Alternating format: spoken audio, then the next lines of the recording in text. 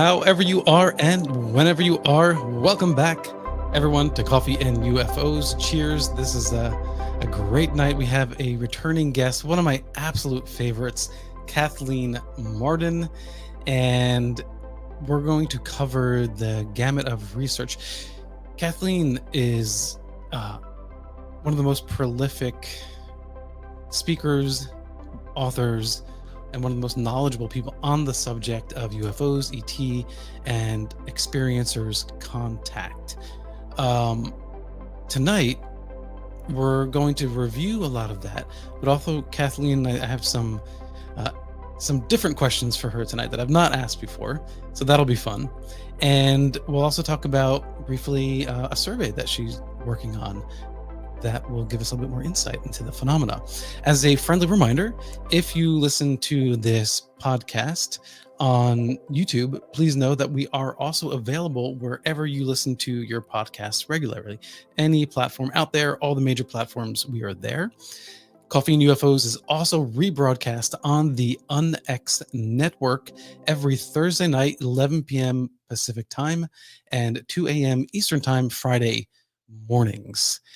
And of course, as I speak, I'm clicking the go live button on Instagram. So if you are an Instagrammer and you want to check it out there, you can do that. Normally, we are a YouTube video streaming and Facebook video streaming, but hopefully we'll get some more views on Instagram. The podcast continues to grow, and I really appreciate all of your support, your comments, your feedback, your questions when we have guests. All of that, it really helps. If you are a fan, if you could please click the like button on this video, hit subscribe, click the notification button, all that really helps. And if you listen to the podcast version, if you can give a review and rate, I would greatly appreciate that. So thank you, everyone, so much. And now we're going to bring our esteemed guest on, Kathleen Marden. Hey, Kathleen, welcome back. Thank you, Alan. It's great to be back with you. It's a pleasure as always. Over the years, there are a number of guests that I asked to come back on the show. And every time, not only is it an interesting conversation, but it's a pleasant one. You, Peter Robbins, Cheryl Costa, so many others that it's just really nice to know that there are good people out there in this field. And like we were talking about before we went on, good and honest people. And you're one of them. And I really appreciate that. Very quickly, as a refresher for those who may not know, actually, Kathleen Marden's lifelong pursuit of UFO and extraterrestrial contact research stems from her personal connection to the 1961 Betty and Barney Hill abduction.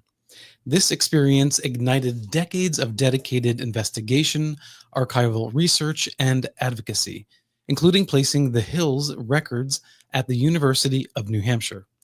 With a background in education and sociology, she's transitioned into a leading UFO researcher and author, contributing significantly to MUFON's experiencer research team and participating in 4 large-scale studies on experiencers.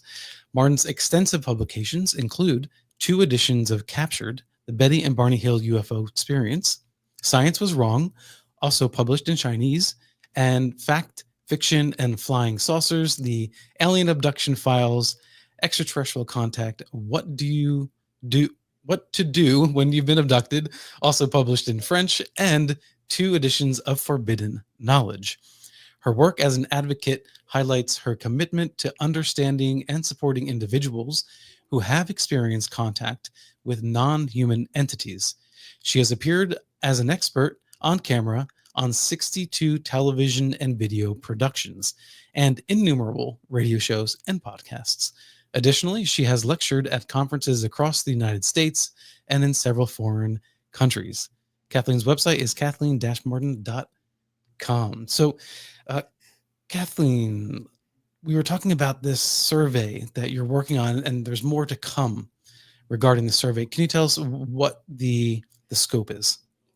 Yes. Well, a person who has now become a friend of mine began as a psychotherapist and an ordained minister who had applied to MUFON's experiencer research team when I was the director. I was the director for 10 years. And so we were keeping a list of people who were qualified, licensed, insured, etc., professionals who were willing to take clients, not for free. They were professionals who were being paid for their services, but they were trained, they were knowledgeable, and they could help experiencers. So that's how our relationship began.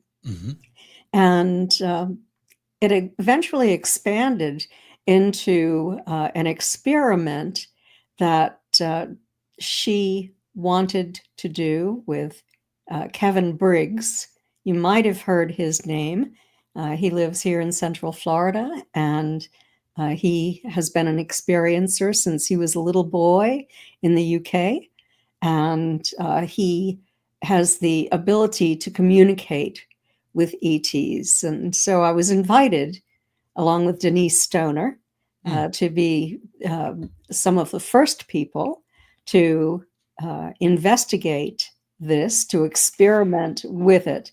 Having the background that I have and that Denise has requires evidence. We're still evidence-based, even though we know that this phenomenon goes far beyond the nuts and bolts.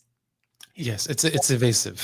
Yes. So we worked with Kevin once a month for 2 years, and we were able to meet this council of so-called extraterrestrials. We could not see them. Kevin channeled them, but we were able to get scientific evidence.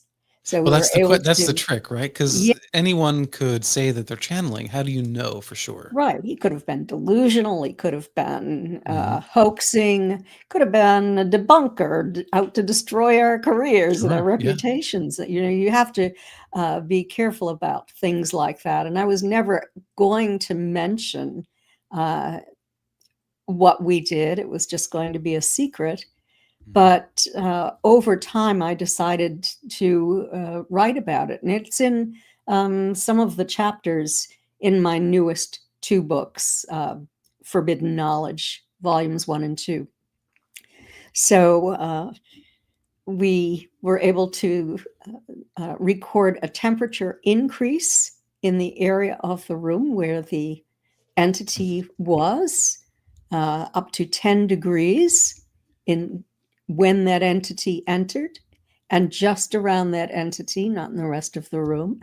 Like a distinct area? Yes, in a distinct area. Okay. Right around Kevin's body. Okay. And he was drenched in perspiration and exhausted when this entity left. So it was they're higher vibrational entities, and that what makes them so hot and makes Kevin so hot. So almost like crossing or using energy in such a way to cross a barrier, and that somehow it's like an electromagnetic very strong radiation, or very, very strong electromagnetic field. We felt this very strong tingling sensation in our bodies when this was taking place. We also had the opportunity to observe craft, to have weird things happen in our homes that had never happened before, a lot of different things. But I thought that the information that they gave us, they answered 120 of our questions.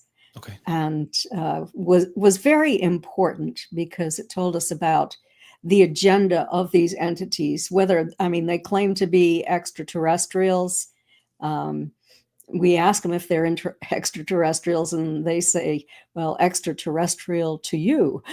That's what they said? Not to us. Yes. So I don't know. Are they interdimensionals? What are they? I don't know, but I know that this was a consciousness, and probably more than one They claim to Right. be the Council of Eight. How do we differentiate something like that between someone having a religious experience? Like, there are people who said that I've seen a vision of Jesus and that sort of thing. Is there a similarity? Did we distinguish it somehow? Well, I can tell you that one of the cases that I worked on was given to me by the granddaughter of Rear Admiral Herbert Knowles. And he was from Maine. He retired there with his wife, Helen, and was friendly with Wilbert Smith from the Canadian Yeah. government.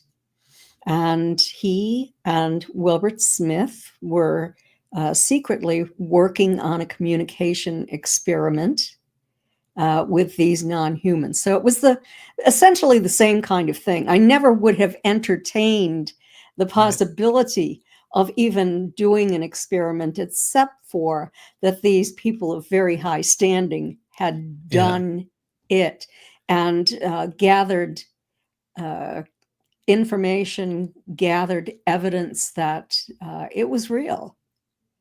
If I recall correctly, didn't Wilbert Smith write a memo confirming like shared information between the U.S. and Canada and confirmed the existence of these alleged extraterrestrials? Yes, he was on an official trip to Washington, and he went to the Canadian Embassy. And this was information that he received at the Canadian Embassy. And so that was very important. This ended up being a much bigger deal because the Canadian government was involved. My aunt and uncle were involved. This was after Wilbert's death, that they were invited to Admiral Knowles' home. But the Canadian military was there, and Wilbert Smith's widow, Merle, was there. Yeah. And, so there was a lot going on undercover. And I've written about that in Forbidden Knowledge as well. It's a very, very interesting story. So, to get back to how what I'm doing with Dr. Melanie Barton, she is, as I said, an ordained minister, but she no longer works in the ministry because she's become more spiritual. And I think a lot of this has to do with the experiment that we worked on over 2 years. That, this kind of thing changes people.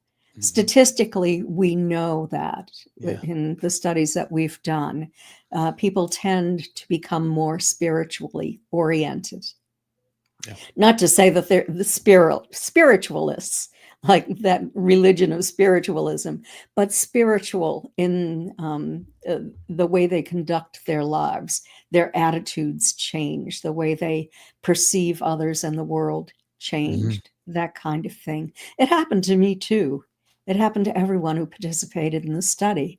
When did it happen to you? When was that sort of inflection point?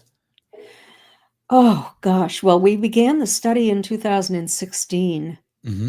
And I was highly skeptical at first, but as one of those entities formed a relationship with me and came into my home, and I could feel his presence, and he communicated with me telepathically.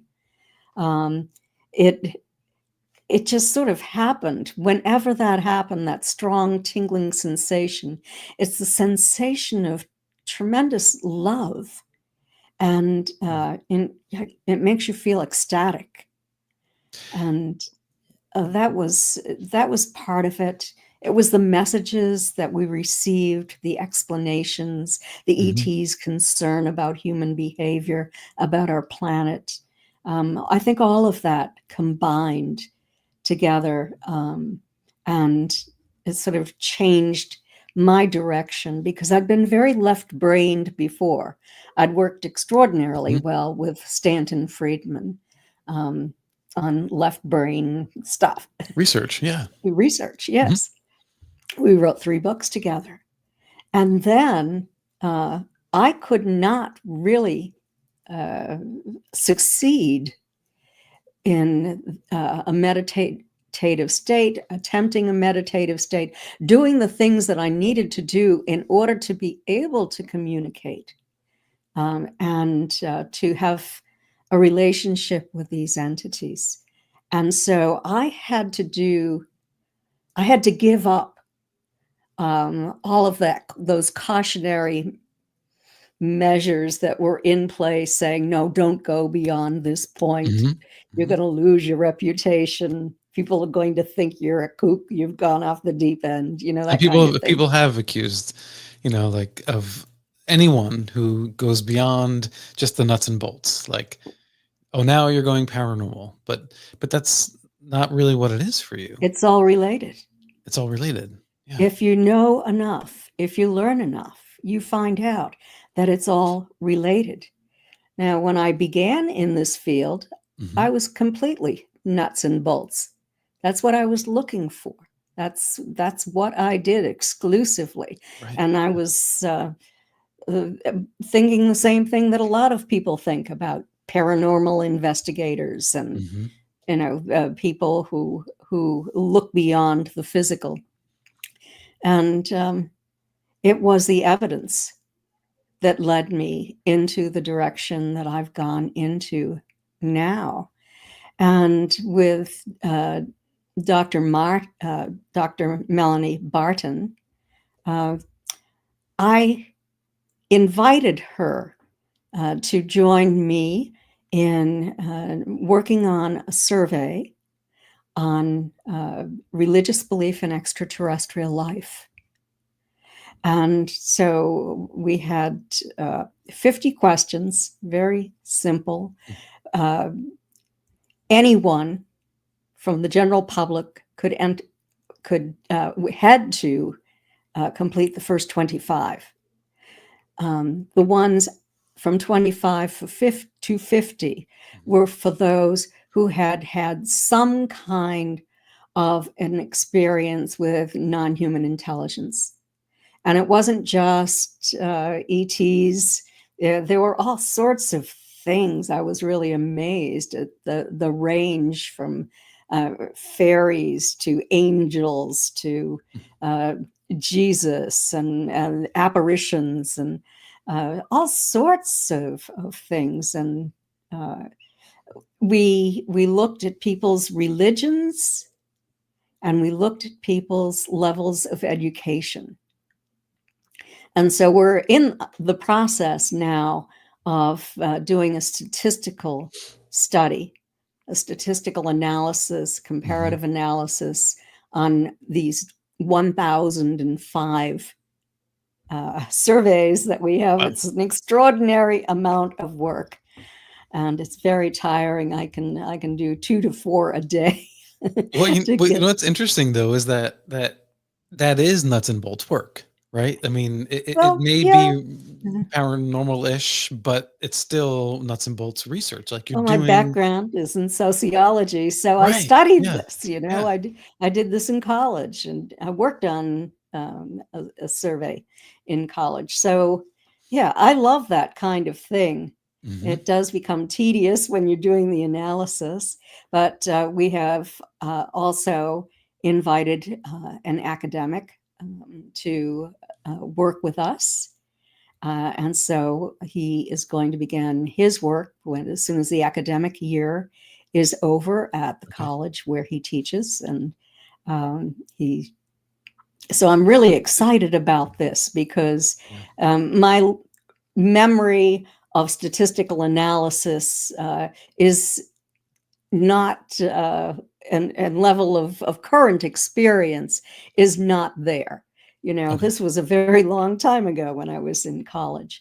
Sure. And even though I've worked on others, we had statisticians who worked with us.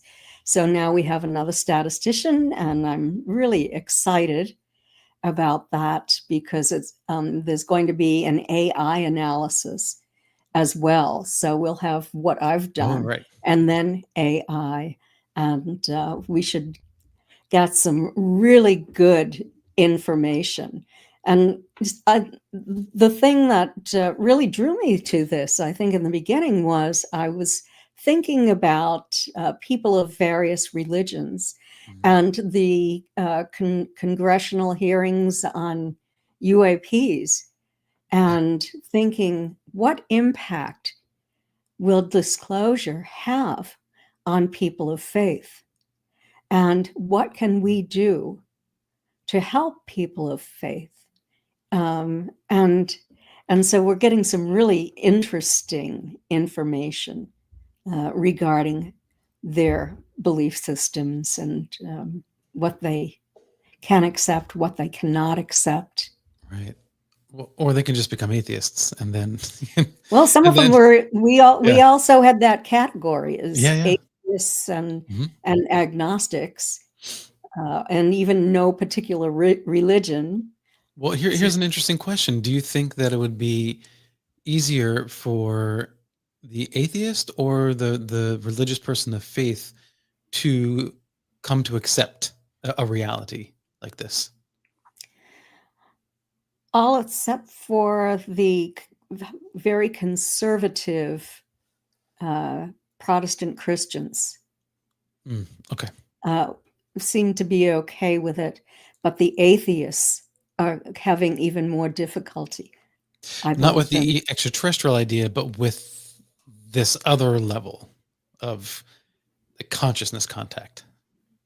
Oh, the consciousness contact. Is that what you're saying? Because I would imagine an atheist like Neil deGrasse Tyson, right? He may be tough to come around to the evidence that we have, but I would imagine that, like, if we could prove it to him, he'd just be like, okay, it wouldn't hurt his it wouldn't affect his worldview, other than now he knows more about the universe. Do you know what I mean?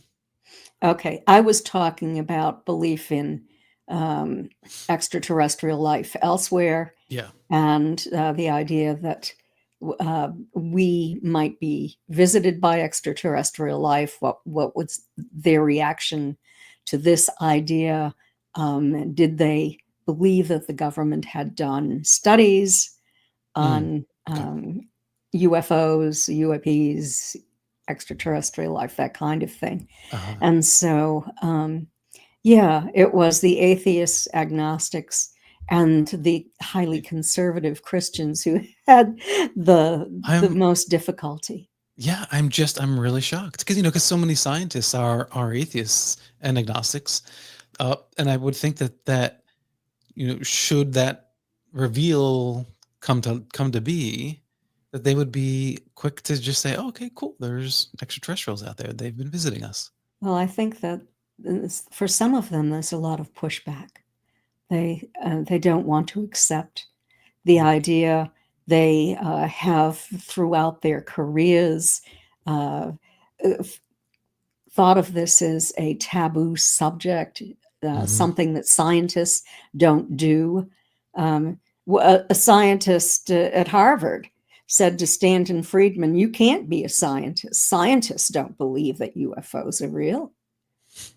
As a nuclear physicist, you can't believe, right? As if it's a matter of faith, right? Right, as if it's a matter of faith, which is absolutely ridiculous. But there's been such a taboo for so many years that I'm sure that a lot of scientists and academics are having difficulty getting over that hump. A little bit. I would say apprehensive about what happens if it all changes and we go back to the way it was.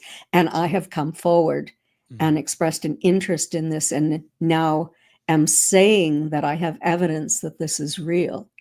What will happen to my career? Right. So it's almost like a forward projection of one's current quandary, meaning I think that philosophically most scientists would, especially if you're a cosmologist, you would accept that extraterrestrials exist. But it's almost like when you're asking them those questions, they're behaving like they're answering this future question now. it's like they're kind of stuck in this cage in their mind of this is a taboo. I can't even speculate into the future about it. That has been a problem in the past, and I think that for many people, they're hanging on to that problem. Interesting. It was also a challenge for me in moving beyond the strictly accepted, even though it was on the fringe, accepted scientific analysis of the evidence, to do the experiment that I worked on, to look beyond the nuts and bolts. So there's always, that question that for 10 years, there were no television shows that brought in debunkers and gave false information at the end of every show to dissuade the public from believing what was just presented in the show. And I thought that was wonderful. A lot of experiencers went public for the first time. They had been quiet for years. They thought, we're heading toward disclosure. It's okay to talk about it now. And I think it helped a lot of people. Yeah. But now we're getting that pushback again. Congress wants to push forward, but the Pentagon does not. And so it is creating problems for some people. I do want to follow that line a little bit, but I just want to quickly congratulate Chudi Harris in chat, who just finished an undergrad in sociology. So congratulations, Chudi. That's awesome. And in regards to oh gosh, the AARO alleged investigation into into UFOs. What do you think there's an honest motive behind AARO, or is AARO just a prop for some ulterior motive, or just to placate the public? Well, my concern has been the difference as time has gone on, because these are funded yearly. So you had OSAP, and then you had what was the one that Lou Elizondo ran? ATIP. And then you finally got to AARO, and the name of the phenomena changes. It becomes a little more amorphous each time. Right. I was very much in favor of an honest paper on all of the government studies that have been done on UFOs. Yeah. Dating back to the beginning of their studies in the 40s. And so I knew that this was going to happen, and I was hoping that they would be honest. I have the statistics. I wrote, and Stanton wrote about this in our book, Fact, Fiction, and Flying Saucers. It's the history of government involvement in the investigation of UFOs, their major studies, their findings, their decision to cover up their findings, why and who was involved in the cover-up. So I know the real statistics. But the AARO report lied. They told the same old lies. Yeah. And that's very, very disappointing to me, that, I'm paying their salary, you're paying their salary. We're all funding their work. Yeah. And why would we want to fund lies? They just want to close this down, I think. They do not want the public involved in this. They never have.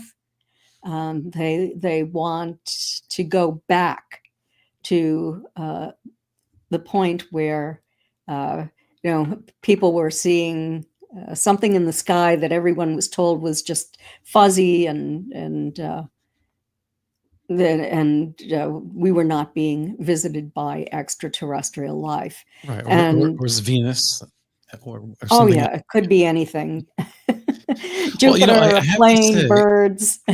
well, I have to say, actually, there was a a report that had come out, a study that had come out this past summer by a couple of scientists, and they made a really good case for ball lightning, and how it behaves kind of oddly, and it can kind of like do like a zigzag, Mhm. kind of effect. And I thought, that's one of the more clear and supported offerings, skeptical offerings, not debunker offerings, but like an honest offering for some things that you might see in the sky. Just like now, someone sees Starlink and they think it's a UFO, right? I think Yes. it's possible that even the UFO that I saw when I was younger could actually have been ball lightning, because it was a glowing dot in the distance, and the way it moved was very odd. It stopped on a dime, that sort of thing. So I can't rule it out. How do you The feel weather about the ball lightning? conditions, yeah, the weather conditions have to be just right, and it Hmm. doesn't last for long. It just lasts for seconds. Read the material on this written by Dr. James McDonald from University of Arizona. Yeah. He did a great deal of study. He was a meteorological physicist, very high standing. Philip Klass, who the most prolific Hmm. anti-UFO propagandist of the 20th century, Yeah. presented that as a possibility, and he was talking about television antennas and ball lightning on television antennas and on electrical lines, and even tried to suggest that my uncle Barney Hill was Hmm. looking at ball lightning. And when he was Oh. actually looking at a craft that was hovering 100 feet overhead, Hmm. and seeing figures inside that craft, Yeah. humanoid figures That's inside not that. ball lightning, That's right? not ball lightning, No, but no, Philip no. Glass said, well, in ball lightning, you might have some darker areas that could Oh, it trick was the a stretch. mind. It's funny. It's funny you brought up James McDonald, because I have right in front of me. I don't know if you can see it on there, but I I can was see just just the reading bottom. his the scientist critique on the Condon report, right here. Yes, And yes. yeah, he's a great debunker. He Was a great was. debunker. Yeah, He did a great and job. I think we need more of that, and we need more scientists. And thankfully, we do have Gary Nolan, Jacques Vallée, out there. I had Kevin Knuth on the show not too long ago, and one of the most exciting things was, for me, it's just a geek out thing, I guess, but it wasn't he. It was another scientist at a MUFON 1992, I think MUFON symposium had presented it. The explanation of how a car could uh, get the engine can shut down in the presence of a UFO, and then suddenly they magically just turn back on. It's a very Hollywood thing, but he broke down the science of Mhm, how that's actually possible. mhm. And that's what we need, because I think that if the public heard Yes, more of that, then it would be something a little bit more tangible and not just some fantastical story, that true. someone told. Yeah. And we now have Dr. John Blitch entering the field, Mm. Lieutenant Colonel retired, and he has a master's degree in robotics and a master's and PhD in cognitive psychology. I've known him for several years, and he's just begun to speak on shows. He has a new book, or a book coming out, his first book on this topic, and Mm. I think that he's going to have a lot to contribute. Ah, that's great. That's very exciting. Yeah. Mhm. Here's a Speaking of fantasy, I don't know if you've heard, but they are planning on rebooting, or not rebooting, but continuing the X Files, with a new cast, a little bit of the old cast, kind of passing the torch, sort of thing. Um, were you an X Files viewer back in the day? I watched it once in a while. Okay. What my question to you is or was going to be, in a series like the X Files moving forward, when they bring it back, what would you like to see on that popular television sort of program different than how they told those stories in the past, or just what would you like to see that you've not seen before?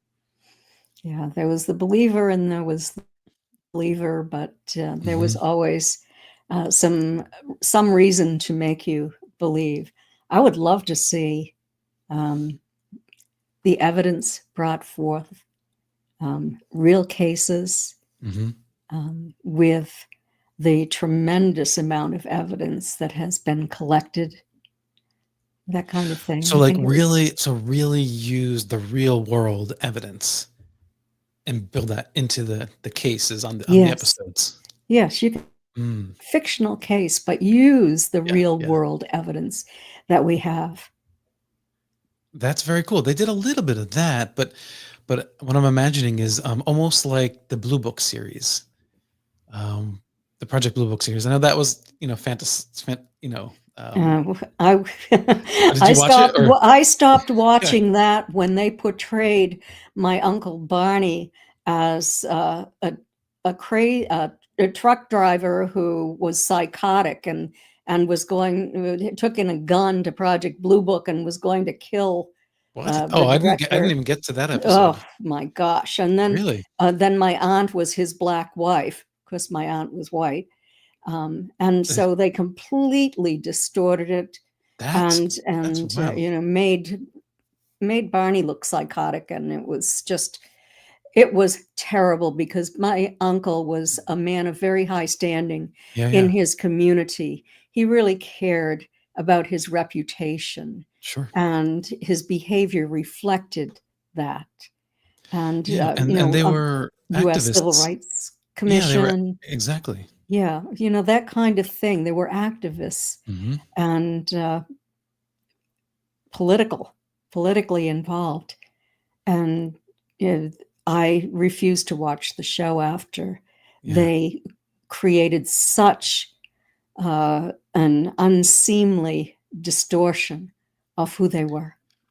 And he also, after the incident, he was reticent to really kind of open up about it, right? So he wasn't some crazed individual. No, not at all. He just told Betty not to tell anybody, and that no good could come of it. He wanted to forget about it as quickly as possible and not to pursue it. Do you think good has come of it in the long run? No. Really? Not for my family, not for Betty, not for Barney. Because it's not just a UFO sighting. The UFO sighting, it was a spectacular UFO sighting. It was on 2 different radar arrays, one in Newington, New Hampshire, and one in Vermont, 17 miles from where they were in the White Mountains. And, so that part of it is fine. But as soon as you talk about extraterrestrial, non-human entities and all of the weird stuff that goes along with that, because it's very weird, the government, the military does not want any of that to be known by the general public. Yeah.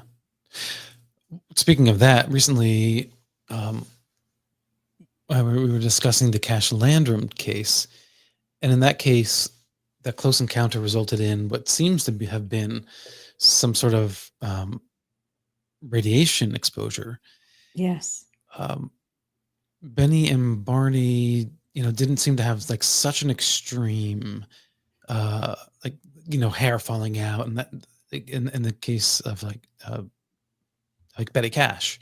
So right, because there was a difference in the craft, and Betty Cash was there standing too close. I wrote about this in Fact, Fiction, and Flying Saucers. Okay. She was standing in front of her car as this aerial vehicle was hovering overhead, sort of dropping this molten whatever flaming substance down. Her car was so hot that when she went to open the car door, she burned her hand.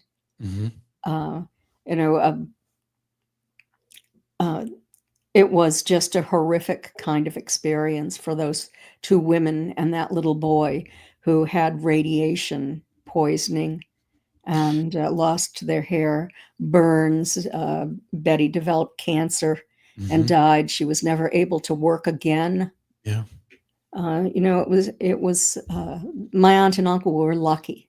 Yeah. They had some negative consequences in terms of breathing, their lungs. Their dog grew a fungal infection on her back, maybe related to whatever was deposited onto Betty's dress. That The blue pink dress. powdery substance, yes. But they did come close to this craft and were in fact taken aboard. And I guess that's what I wonder is like, is it really, is that all it is? Directional, where you're positioned when the craft lands, or do you think that maybe that craft, the Cash Lantern craft was actually maybe a terrestrial technology? I've wondered about that. Yeah. I think there's a good chance it was a terrestrial nuclear technology, because I know that we were working on things like nuclear airplanes and that sort of thing in that time frame. Yeah. And so there's a good chance that it belonged to us. Yeah. All right. So do you think that there is a future for disclosure coming from the others, whatever they might be? Or do you think that it's all on us to disclose it? Based on your experience recently with your study, and your consciousness connection, I'm curious. Right. And, these psionics experiments that are going on, there are so many people who are going out and doing successful CE5s that and calling craft in. So people who have the ability to meditate, to control themselves, they can play Stephen Greer's tones, and that helps as well. But there are protocols that you have to follow, and people have had success doing that. So that's been good. A lot of people are excited about that. I don't know, the ETs said that when more than 50% of the Earth's population is aware that they exist, then they will announce their presence. So it's a critical mass kind of a situation. Yes, it is. Okay. But I don't know, maybe they've gotten pushback lately, because I've heard that there might be a change in what they said they were going to do. Are they going to tariff us? Is that what's happening? Well, we're changing our mind again. Gosh, I really hope that that's not the case. I hope that they, if indeed they are wanting to make contact at some point, that they, will stick to that. Interesting then, because it had never occurred to me that you could frame the Betty and Barney Hill case now, your aunt and uncle, as maybe they should have kept it to themselves, because it was damaging in so many ways. And I wonder, is that how we should maybe think about the UFO reality? Is it, we think it's the right thing to do, right? We think that truth, transparency, understanding the nature of reality, these are all important things. But would it be a mistake to open up that door? I've always been apprehensive about revealing all of this information, full disclosure to the public. On shows like this, I'm preaching to the choir. I give information to people who are seeking that information, but I never try to convince the public of anything. So that's my stance on it. I do believe that there should be some limited disclosure by the government, and there has been in the congressional hearings on UAPs. Yeah. There has been some very good disclosure, and there has been disclosure that has caused great problems for the individuals who disclosed information about non-human tissue and crash landings. Well, has So AARO reached out to you or anyone from the government recently? no. No. Okay. And well, I guess if we consider the fact that they're really only looking at cases in the past, Yeah, I know at that best 20 years.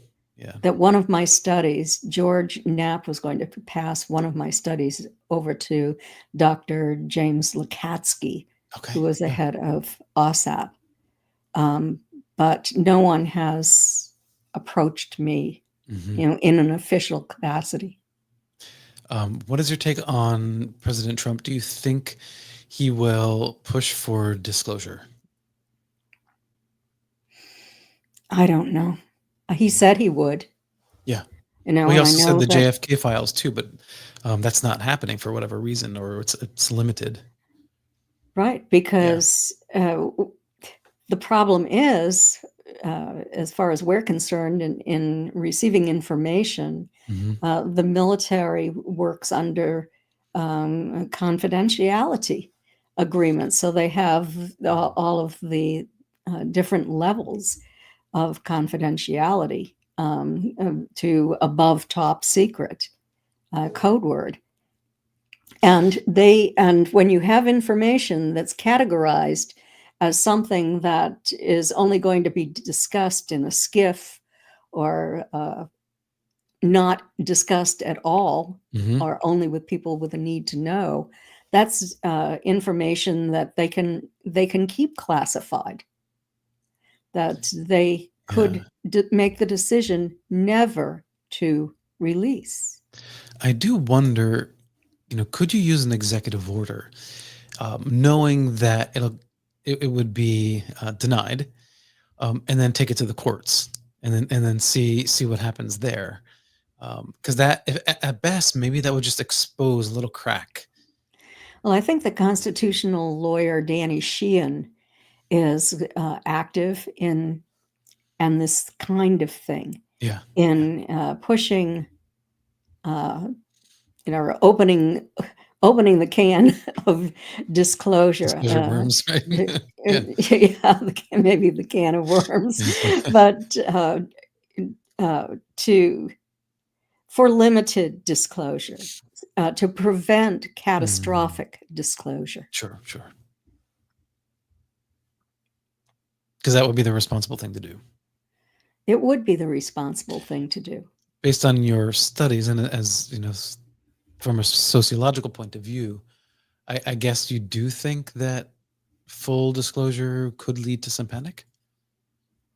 Yes, because people would be terrified that the ETs were going to take them too.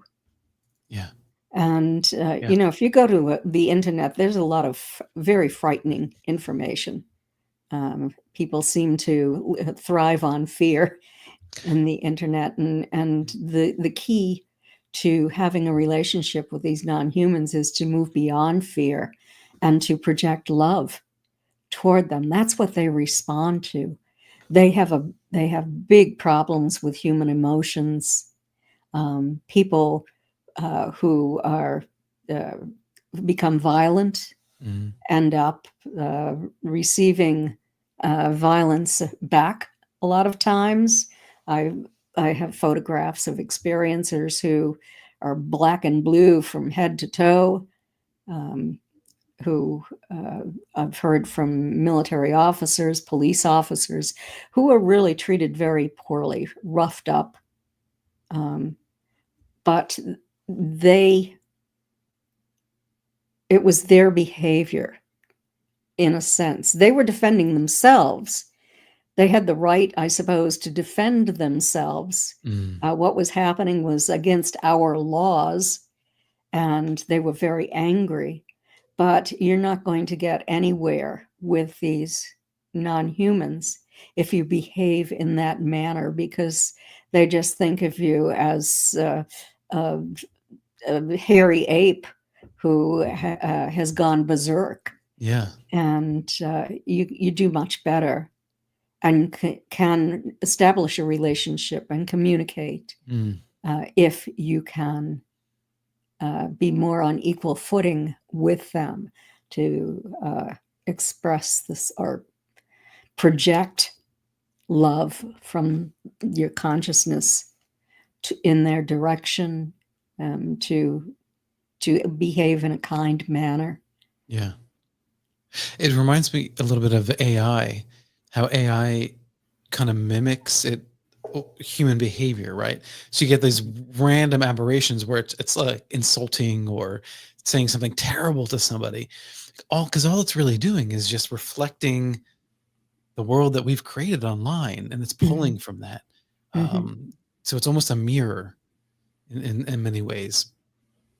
I wonder, you had mentioned early, just a moment ago, that you have all these people online that are caught up in these fear-driven conspiracy theories about what extraterrestrials could be. Maybe they're demons, or who knows what.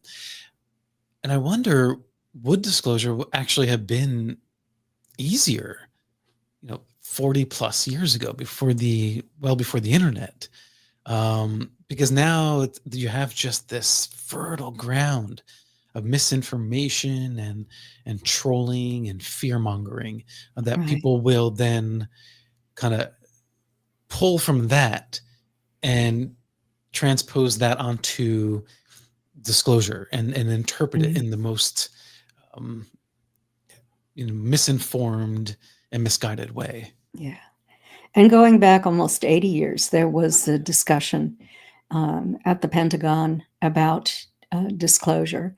And some of the military generals wanted disclosure, higher ranking officers, whereas others, for reasons of their Christian beliefs, did not want disclosure, and they won out.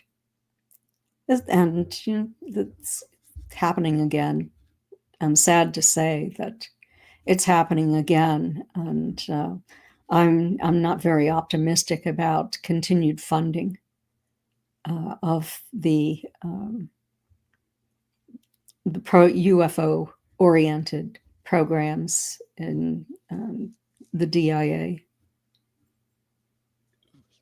Do you think that, because since the report in the New York Times article has come out and we've had this ongoing discussion, you've had the Navy implement new protocols for reporting UAP. There seems to have been some acceptance of this, no? Yes, there has been some. When it comes to reporting technology, advanced technology. I see. Okay. Yeah. Yeah. All right. But not when it comes to talking about non-human tissue and UAP crashes. Yeah, that's an interesting way to put it, non-human tissue. So just so everyone knows that you are back, speaking of the physical, yes, you're back out there, you're speaking, you're doing engagements, which is awesome. And you have upcoming in April 11th through the 13th, the 37th Ozark Mountain UFO Conference. Your title of your presentation is ET Presence, a multidisciplinary assessment. Can you tell us a little bit about what that means? Yeah, so I'm going to be examining it through several different lenses. As a UFO investigator, researcher, as from a scientific point of view, covering findings of some leading scientists, to a religious point of view, and how this impacts the religious community, maybe some studies that have been done by the religious communities, particularly the Catholic Church. Okay. They've been the most interested in this, and all the way down to the congressional hearings and the military pushback and what's going on presently. That's fantastic. Have you ever had a chance to speak with Diana Pasulka? Yes, I have. You have? Yes, I Okay. met her several years ago. It was, more than several now, I guess. It was quite a long time ago, when she was writing a book about Chris Bledsoe. And I was with Chris, and I was with her, and a lot of different researchers at a gathering in Pennsylvania, Bucks County, Pennsylvania. And that's where I met her. We sat together on a bus, had a bus ride together, and she discussed her work with me, and I discussed mine with her. Somehow So bus rides it are was always nice. good for conversations. Yes, plane rides too. Yeah, that's I had a true. chance to ride next to Dr. Claude Swanson Oh, on a plane one time, and that was wonderful. It was a great conversation. I really liked him. that's awesome. Yeah, Yes. I had emailed Diana, and we emailed back and forth a couple times. Just like well over a year ago. It never came together. But hopefully one day, I'll have her on the podcast, because that's really interesting. It is. It's coming from a very different angle. As a former Catholic, I see that through a different lens, like you said. Is there anything else you can leave us with? Any last thoughts before we go? Boy, I'm just so happy to be back and working again, and speaking with you this evening. If you go to my website, it's right there in front of you, Kathleen-Marden.com. I've completely revamped the website. A lot of new information that wasn't there before, and my upcoming speaking engagements are there. I'll be at Roswell too this year, and looking forward to that over the 4th of July weekend. So I hope to see everybody at one of these two places. That would be terrific. And I have something like 3 television shows coming out and 1 movie coming out this spring. Okay, nice. All right, we'll be on the lookout. Okay. All right, thank you, Kathleen. I really appreciate it, and I'm glad you're back at it. Thank you. I really am. Thank you so much. Okay, and thank you everybody for joining us tonight. Wow, yeah, that was a great conversation. I'm gonna have to go back and listen to some of that. Thank you very much to Race Hobbs MRGK at the UNX Network for rebroadcasting this podcast every Thursday night, 11 p.m. Pacific time, 2 a.m. Eastern time on Fridays. And I want to thank the love of my life. I don't do that enough on this podcast because I do episodes, and it takes a lot of time and work to put this together. So I just want to thank her because she's everything to me. So I love you. And to all of you who joined in the chat and share your comments, I appreciate you all so much for keeping this going. And Coffee and UFOs is the podcast numbers are going up. So I appreciate it. And thank you all again. I will post what the next guest will be soon on social media. You can follow me on @Coffee and UFOs podcast on Instagram and on Blue Sky. Until next time, everyone, peace and love, and live in the mystery.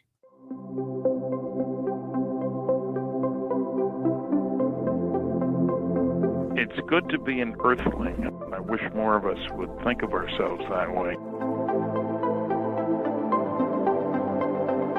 I don't have a problem with skeptics. It's debunkers that are on some other level that I don't understand. Well, if there's anything.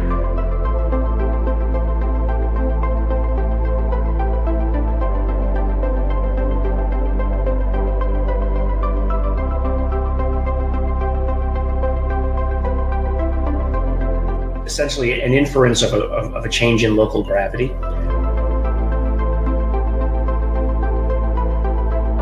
Saucer-shaped craft, and they're hovering over the water.